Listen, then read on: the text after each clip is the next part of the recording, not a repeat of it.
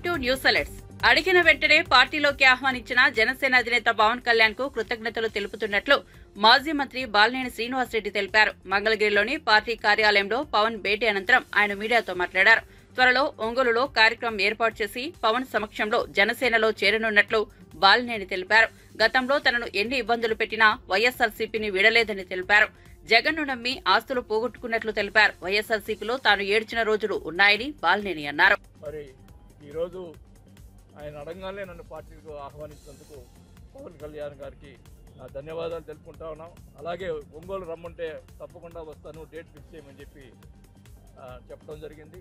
మరి 2 డేట్లు మంచి రోజు చూసి డేట్ నీయడం జరుగుతుంది. త్వరలోనే ఆ డేట్లు కూడా పెట్టి మరి ఒంగోలులో కార్యక్రమాన్ని పెట్టి పార్టీలో చేస్తామని చెప్పి కూడా తెలియజేసుకుంటూ, జగన్మోహన్ రెడ్డి గారిని కలవటానికి నేనేమి వ్యాపారాల కోసం కలగలే. కేవలం ప్రజల యొక్క పరిస్థితులను చూసి వాళ్ళ అవసరాలు బట్టి మనం పోయి కలిసాము తప్ప దాన్ని కూడా వక్రీకరించి నిన్న ఒక సాయి ఉన్నాడు, సాయి అని ఒక జర్నలిస్ట్ యూట్యూబ్లో జగన్ గారిని కలిసి బ్లాక్మెయిల్ చేసి డబ్బులు అడుగుతా ఉన్నాడు. నేను అడుగుతా ఉన్నా ఈ వేదిక గురించి జగన్మోహన్ రెడ్డి గారిని, ఆ సాయి గారినే అడగమని పోయి ఆయన జగన్మోహన్ గారిని ఎప్పుడన్నా డబ్బులు అడిగానేమోనని. నా ఆస్తులు బాగొట్టుకున్నాను తప్పితే ఆయన దగ్గర ఏమి నేను ఆశించలా. రాజకీయంగా నాకు అన్యాయం జరిగింది. సరే, ఇవన్నీ ఇప్పుడు ఏదో బయటకు వచ్చి మాట్లాడటం కరెక్ట్ కాదు. వాళ్ళు ఏమైనా మాట్లాడితే అప్పుడు స్పందిస్తా, ఏం జరిగినాయి కూడా అన్నీ చెప్తా. ఎందుకంటే రాజకీయంగా ఇప్పుడు ఏదో బయటకు వచ్చి విమర్శించడం నాకు మళ్ళీ కరెక్ట్ కాదు. వాళ్ళు ఎవరన్నా రాంగ్గా రేపు స్పందిస్తే మటుకి మొత్తం ఏం జరిగింది కూడా పబ్లిక్గా తెలుపు. ఓపెన్గా చెప్పాను, నేను ఏ డిమాండ్ పెట్టలేదు, నాకు ఆ పదవి ఏమని చెప్పలేదు, ఏమీ లేదు. పవన్ కళ్యాణ్ గారు ఒకటే చెప్పారు, నేను మనం కలిసి పనిచేద్దాం, నేను అన్ని బాగా చూసుకుంటాను అని చెప్పాడు. అంతే, మేము అడగలేదు. ఆయన నేను పవర్ కోసం ఎప్పుడు పాకులాడలేదు. పవర్ కోసం పాకులాడితే ఆ రోజు మంత్రి పదవి ఉడుకునేవాడు కాదు. 4 years కంబైన్డ్ స్టేట్లో మైండ్ మినిస్టర్గా ఉన్నాను. ఒక్క నిమిషం ఆలోచించుకొని వచ్చాము.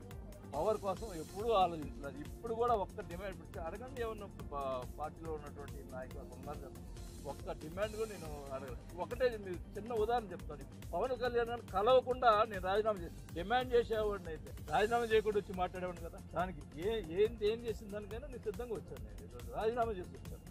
ఇప్పుడు కూడా చెప్తున్నా, ఇప్పుడు ఓపెన్గా చెప్తున్నా, నాకు ఇప్పుడే చెప్తున్నా, రాజశేఖర రెడ్డి గారు రాజకీయ భిక్ష పెట్టాడు, ఆయన కుటుంబం కదా అని చెప్పి భరాయించాను. కొన్ని రోజులు ఏడ్చుకునే రోజులు ఉన్నాయి, నా కళ్ళ నీళ్లు కూడా ఇనిగిపోయినాయి. అదే ఆ పరిస్థితి అది. అయినా కూడా రాజశేఖర్ గారు గుర్తుంచేవాడు, మా ఫ్యామిలీకి అట్లా గుర్తుంచేది. కానీ ఈరోజు ఎన్ని రకాలుగా ఇంకా ఆయన మారిన ఆ కోటరీతోనే నడుస్తూ ఉంది. మళ్ళీ అదే కోటరీ నడుపుతా ఉన్నాడు. ఎక్కడ కూడా అందరూ చూస్తూనే ఉన్నారు, మరి ఏం మార్చలేదు. అదే సిస్టమ్, అదే కథ. నేను ఎప్పుడు కూడా అందరూ అనేవాళ్ళు, మేకపాటి రాజమోహన్ వీళ్ళందరూ కూడా అనేవాళ్ళు, వాసు నువ్వు ఒక్కడివే ఆయనతో గట్టిగా మాట్లాడేవాడు అని. నేను అన్నీ కూడా ప్రజల్లో జరుగుతున్నటువంటి లోటుపాట్లు నేను అన్నీ కూడా చెప్పేవాడిని. దానికని ఆయన నన్ను ఇదేంది ఇట్లా నెగిటివ్గా చెప్తాడనే ఆలోచన, ప్రజల్లో జరిగేది చెప్తాం కూడా ఆయన రుచించేది కాదు. అది నా పరిస్థితి.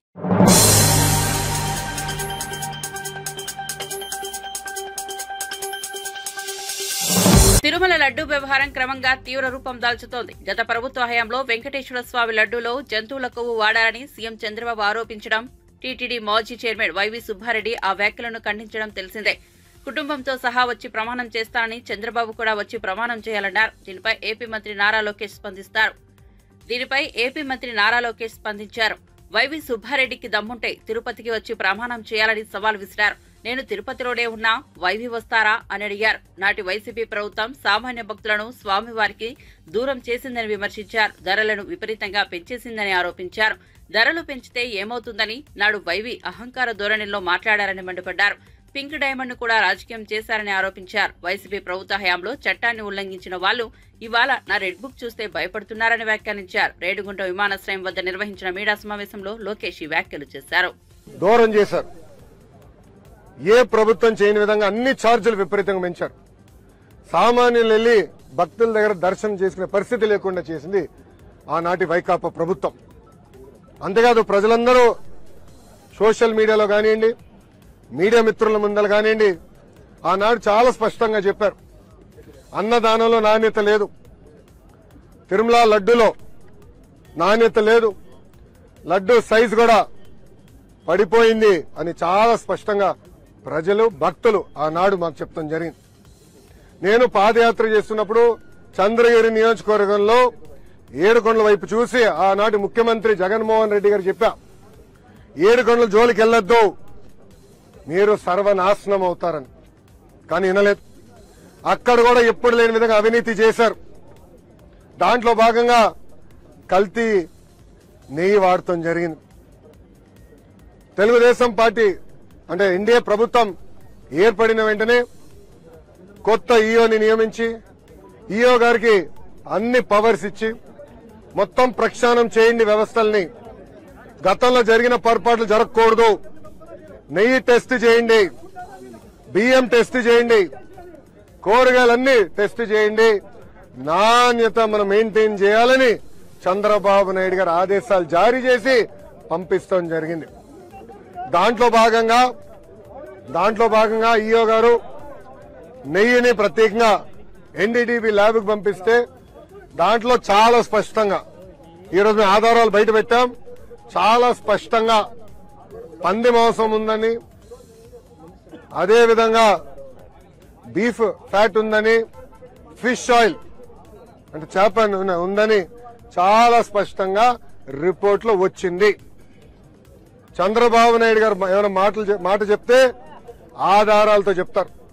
అందుకే నేను చెప్పారు, ఈ రోజు ఆధారాలు మేము బయట పెట్టాం. ఇంకా నేను చాలా బాధేస్తుంది. గతంలో ఎంతో మంది ముఖ్యమంత్రులు చూసాం, ఎన్నో ప్రభుత్వాలు మేము చూసాం, కానీ గత ప్రభుత్వం లాంటి ప్రభుత్వం ఏనాడు చూడలేదు. జగన్మోహన్ రెడ్డి గారు లాంటి ముఖ్యమంత్రిని ఏనాడు మనం చూడలేదు.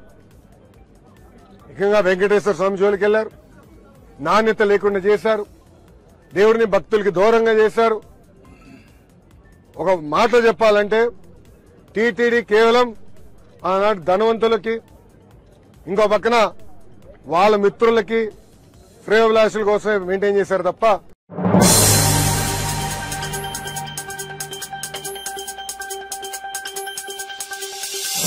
తెలంగాణ సచివాలయంలో Telangana young India skill university బోర్డుతో ముఖ్యమంత్రి రేవంత్ రెడ్డి సమావేశమయ్యారు. ఈ భేటీలో మంత్రి Sridhar Babu, university board chairman Anand Mahindra, ప్రభుత్వ ప్రధాన కార్యదర్శి శాంతికుమారితో పాటు వివిధ రంగాలకు చెందిన పలువురు పారిశ్రామికవేత్తలు, ఉన్నతాధికారులు హాజరయ్యారు.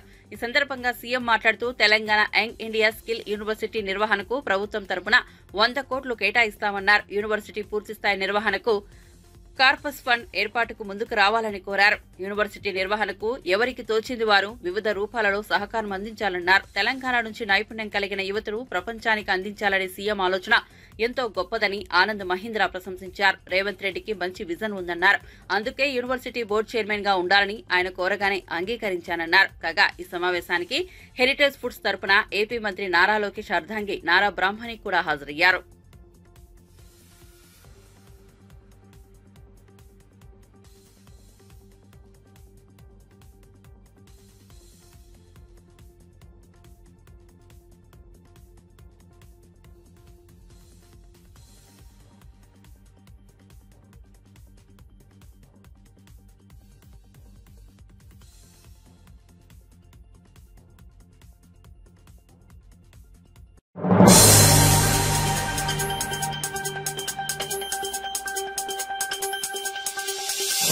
వరద బాధితుల సహాయార్థం ముఖ్యమంత్రి సహాయ నిధికి సింగరేణి క్యాలరీ సంస్థ 10,25,65,273 రూపాయల భారీ విరాళాన్ని అందించింది. ఉప ముఖ్యమంత్రి మల్లుబట్టి విక్రమార్కతో కలిసి సింగరేణి ప్రాంత ఎమ్మెల్యేలు, సంస్థ సీఎండీ బలరాం నాయక్, కార్మిక సంఘాల నేతలు సచివాలయంలో ముఖ్యమంత్రి రేవంత్ రెడ్డిని కలిసి ఈ మేరకు విరాళం చెక్కును అందజేశారు. సహాయ కార్యక్రమాల్లో ప్రభుత్వానికి అండగా నిలుస్తూ విరాళం ఇచ్చిన సింగరేణి కుటుంబీకులు అందరికీ ముఖ్యమంత్రి కృతజ్ఞతలు తెలిపారు.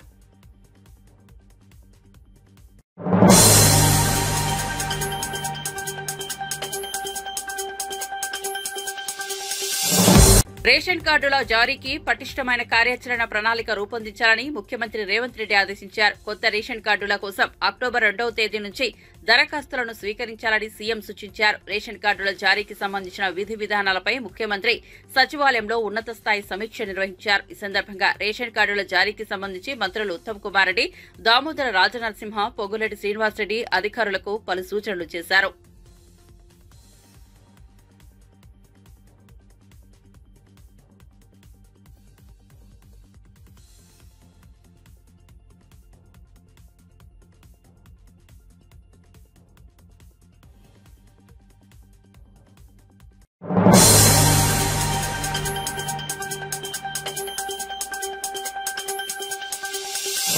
చెరువులు, కుంటల రక్షణ లక్ష్యంగా పనిచేస్తున్న హైడ్రాకు చట్టబద్దత కల్పించాలని ముఖ్యమంత్రి రేవంత్ రెడ్డికి మల్కాజ్గిరి ఎంపీ బీజేపీ నేత ఈటెల రాజేందర్ స్పష్టం చేశారు.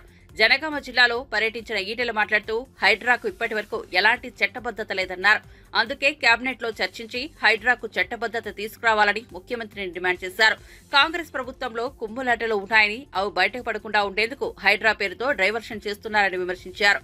హైడ్రా పేరుతో పేదల భూములు లాక్కోవడానికి రేవంత్ రెడ్డి జాగీరు కాదన్నారు. చెరువుల, వాగుల రక్షణ కోసం అవసరమైతే భూసేకరణ చేపట్టాలని డిమాండ్ చేశారు.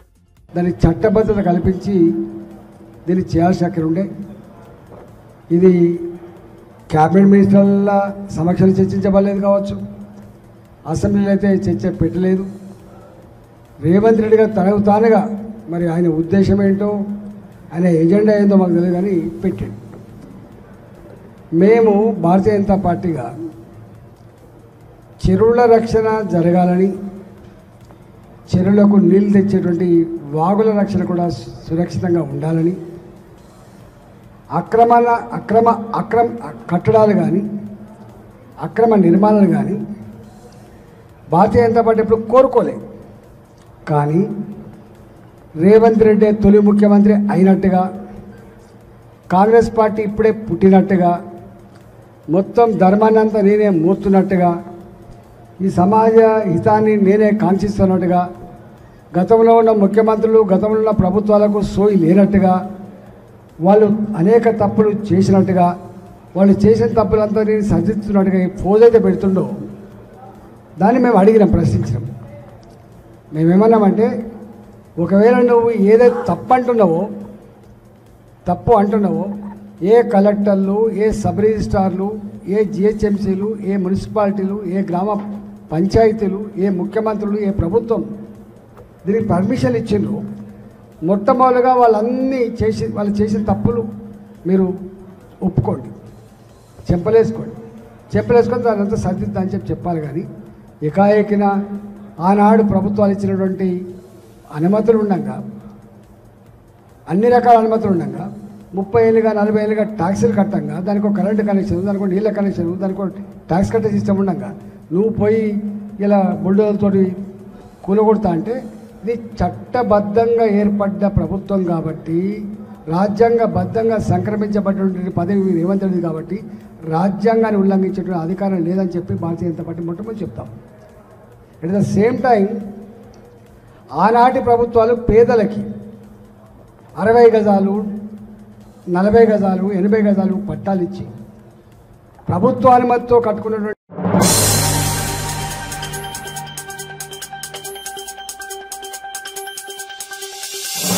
వైసీపీ నుంచి వైదొలుగుతున్నారంటూ జరుగుతున్న ప్రచారంపై ధర్మవరం మాజీ ఎమ్మెల్యే కేతిరెడ్డి వెంకట్రామరెడ్డి క్లారిటీ ఇచ్చారు. తాను పార్టీ మారడం లేదని స్పష్టం చేశారు. సొంత పార్టీ నేతలే తనపై దుష్ప్రచారం చేస్తున్నారని మండిపడ్డారు. 35 ఏళ్లుగా వైఎస్ ఫ్యామిలీతోనే ఉంటున్నాం, ఇకపై కూడా ఆ కుటుంబంతోనే కలిసి నడుస్తాం, రాజకీయాల్లో ఉన్నంత వరకు జగన్ వెంటే ఉంటానని తెలిపారు. ఎటువంటి పదవులు లేనప్పుడు ఉన్నాము, వాళ్ళ కష్టాల్లో ఉన్నప్పుడు ఉన్నాము, ఇబ్బందుల్లో ఉన్నప్పుడు ఉన్నాము, ఎల్లవెల్లా ఆ కుటుంబానికి తోడుగా ఉన్నాము. ఈరోజు వాళ్ళ కుటుంబంలో ఉన్న వాళ్ళే పక్కకు పోయినారు తప్ప మేము ఎక్కడికి పోలేదు. సో మేము ఎక్కడికి పోవటం లేదు. I will be with YSR party only. So దానికి ఎటువంటి ఇది లేదు. సో మనకు చేతనైనంత వరకు కూడా వైఎస్ఆర్ కుటుంబానికి తోడుగా అండగా నిలబడాలనేది మన ఆలోచన. సరే, వాళ్ళలో ఎక్కడైనా కానీ ఏదైనా తప్పు జరుగుతున్నా ఇంకోటి జరుగుతున్నా చెప్పడం మన బాధ్యతగా చెప్పడం కానీ అంతకుమించి వేరేదేం లేదు. సో బేసిక్గా గెలుపు ఓటములు వీటి గురించి కంటే కూడా మనం నమ్ముకున్న వాళ్ళకు అండగా ఉండాలి అనేది నేను మొదటి నుంచి నాకున్న భావన. సో నేను యాక్చువల్గా బేసిక్గా పాలిటిక్స్లోకి వచ్చినది కూడా అదే విధంగా. నా సినారియో కూడా తెలుసు, పొలిటికల్ సిస్టంలోకి ఏ విధంగా రాజకీయాల్లోకి రావడం. మా నాన్న అంతా దూరం పెట్టినది మమ్మల్ని అందరినీ రాజకీయాలకు. కానీ ఎప్పుడైతే మా నాన్న ఆకస్మికంగా చనిపోవడం జరిగిందో, మా చిన్నాన్న అప్పుడు జైల్లో దూరంగా ఉన్నాడు. అలాంటి సందర్భంలోనే మా వర్గానికి మా గుంపుకు ఎటువంటి హాని జరగకూడదు ఉండకూడదు అనే ఉద్దేశంతోనే నేను తిమ్మంపల్లిలో కానీ అప్పుడు రాజకీయంగా కానీ అక్కడే ఉండాల్సిన పరిస్థితి. లేకుంటే నేనేమేదో మోజుబడో లేకుంటే ఇంకో దాని మీద పడో నేనేమి రాజకీయాల్లోకి వచ్చినది కాదు. ఆ రోజు మా వర్గం కోసము, మా వాళ్ళ కోసము, మా మనుషుల కోసం, మమ్మల్ని నమ్ముకున్న వాళ్ళ కోసము నేను రాజకీయాల్లోకి రావడం చెప్పింది. ఈరోజు కూడా అంతే. మేము వైఎస్ఆర్ కుటుంబాన్ని నమ్ముకున్నాం. సో మంచినా చెడైనా వాళ్ళతోనే సేల్ అవుతుంటాం తప్ప ఇంకా వేరే ఆలోచన అంటూ ఏంది ఉండదు. బేసిక్గా ఇప్పుడు జరగాల్సిన ప్రక్షాళన అంతా కూడా ముందు మన సైడు జరగాలి. ప్రక్షాళన మన పార్టీ సైడు, మన పార్టీలో ఉన్న వాళ్ళ దగ్గర నుంచి ప్రక్షాళన. ఎందుకంటే తిన్నింటి వాసాలు లెక్కబెట్టే దరిద్రమే ఎక్కువగా ఉంది. ఇక్కడే అనుభవించి ఇక్కడే సంపాదించి నిందలు వేసి వెళ్ళిపోయే వాళ్ళే ఎక్కువగా తయారైనారు. సో కాబట్టి ముందు ఇది ఫిల్టర్ చేసుకుంటే శత్రువుతో పోరాడచ్చు. సో ముందు మన దగ్గర ఉన్న ఎదవల్ని తరిమి కొట్టి, మన దగ్గర ఉన్న మోసం చేసే వాళ్ళను తరిమి కొట్టిన తర్వాతనే మనము శత్రువు మీద ఈజీగా కొట్లాడచ్చు.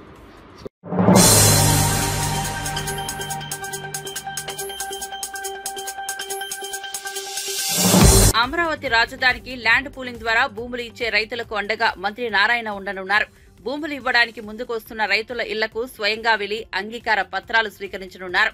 రైతులకు ఉన్న అనుమానాలు నివృత్తి చేస్తూ వారికి భరోసా ఇస్తున్నారు.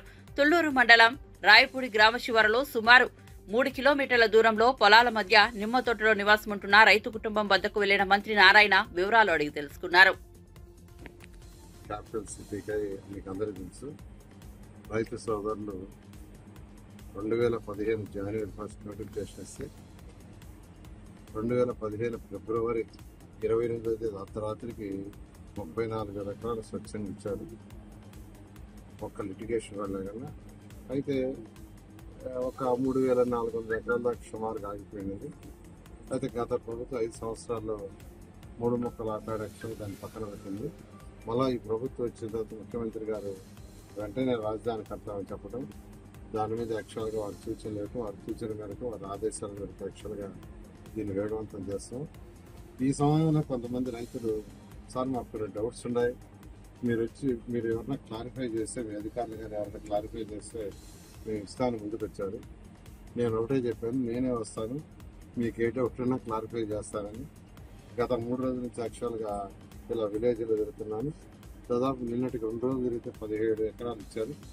ఈ రోజు దాదాపు మొత్తం టోటల్ 3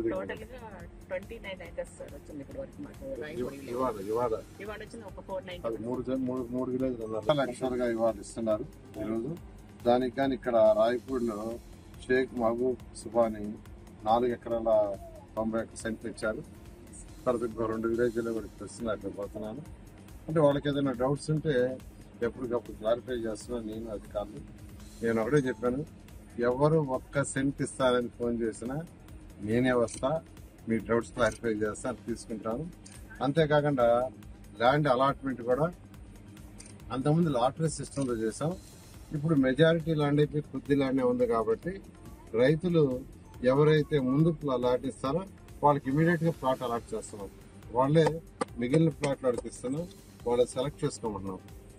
ఇవాళ యాక్చువల్గా ఈరోజు ఈ ల్యాండ్ ఇచ్చారు. రేపే ఆ రైతులను పిలిచి ఉన్న ల్యాండ్ చూపిస్తారు. వాళ్ళు ఎక్కడ సెలెక్ట్ చేసుకుంటే దాన్ని రిజర్వ్ చేస్తున్నాం. 15 రోజుల ప్రొసీజర్, 15 రోజుల్లో వాళ్ళకి ల్యాండ్ అలాట్ చేయడం జరుగుతుంది.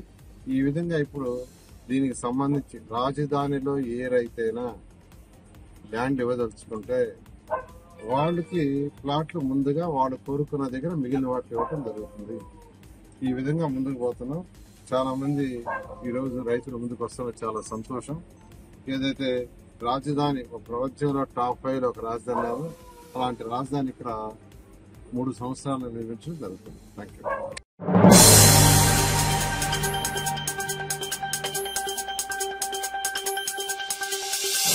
ఏపీలో వైసీపీ ప్రభుత్వం గడిచిన 5 సంవత్సరాల కాలంలో హిందూ దేవాలయాలపైన, దేవుళ్ల విగ్రహాలపై దాడులు, దుర్ఘటనలు జరిగాయని జనసేన పార్టీ రాష్ట్ర అధికార ప్రతినిధి కీర్తన ఆగ్రహం వ్యక్తం చేశారు.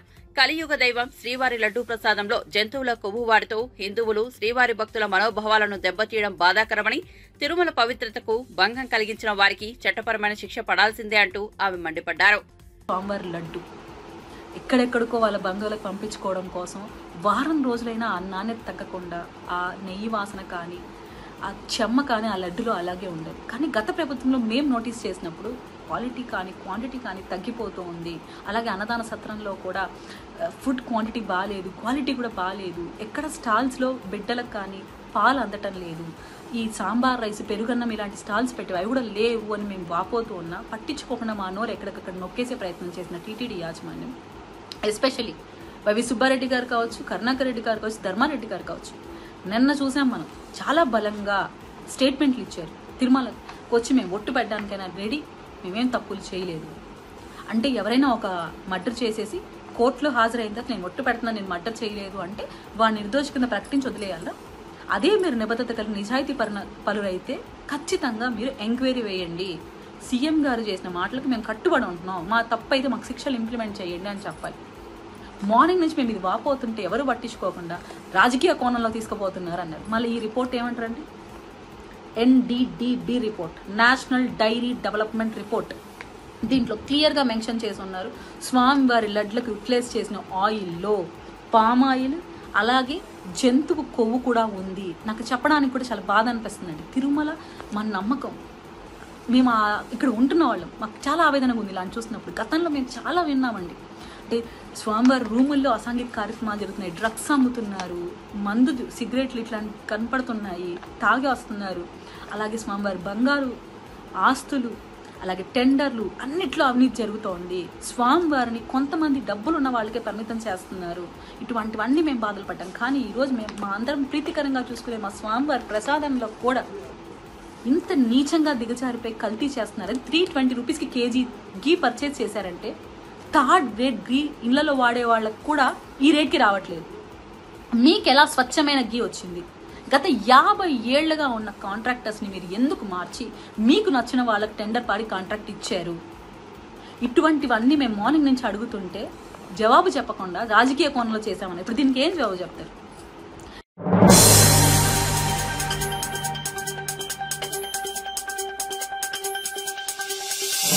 కర్నూలు జిల్లా పెద్దగడుగురు మండలం కల్లుకుంట గ్రామంలో దళిత మహిళ గోవిందమ్మను స్తంభానికి కట్టేసి కొట్టిన వారిపై కఠినంగా శిక్షించాలని దళిత సంఘాల ఆధ్వర్యంలో కర్నూలు కలెక్టరేట్ కార్యాలయాన్ని ముట్టడి చేశారు.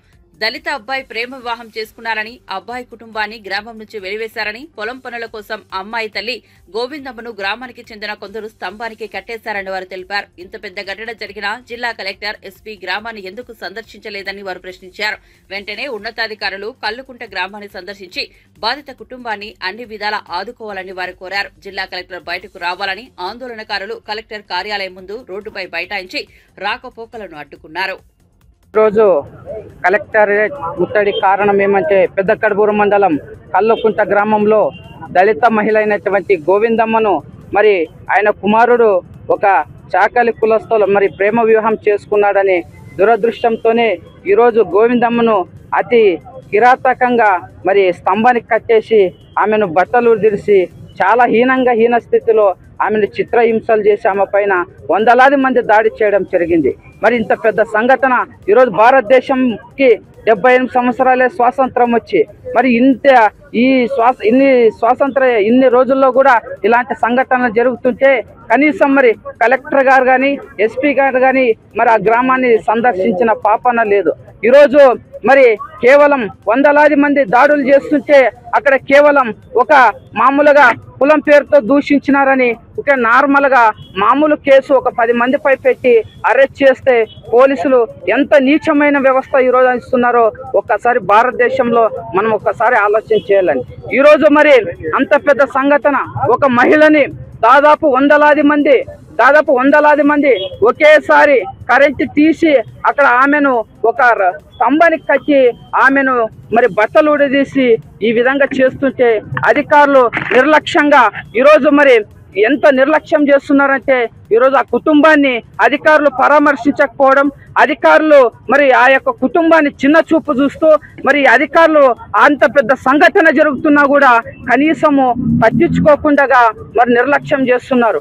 అందుకోసమే ఈరోజు మరి అన్ని ప్రజా సంఘాలు, దళిత సంఘాలు ఈరోజు కలెక్టరేట్ ముట్టడించడం జరిగింది. మేము ఈరోజు కలెక్టర్ గారిని ఒకటే డిమాండ్ చేస్తున్నాం, ఎస్పీ గారు, కలెక్టర్ గారు, మీరు ఆ కల్లకుంట గ్రామాన్ని సందర్శించి మీరు ఆ కుటుంబానికి జరిగినటువంటి మరి అన్యాయాన్ని మీరు రిపోర్ట్ గా మీరు తీసుకొని మరి అక్కడ జరిగినటువంటి సంఘటనపై ఎంతమంది దాడి చేశారో, వందలాది మంది దాడి చేశారు, వారందరిపైన కూడా మీరు కఠినంగా మరి కేసులు మరి ఏ విధంగా అయితే కఠినమైన సెక్షన్స్ ఉన్నాయో వాటన్నిటిని బంధించి మరి వారు వందలాది మంది పైన కూడా చర్యలు తీసుకొని వాళ్ళందరం కూడా జైలుకు పంపాలని మేము డిమాండ్ చేస్తున్నాం. అదే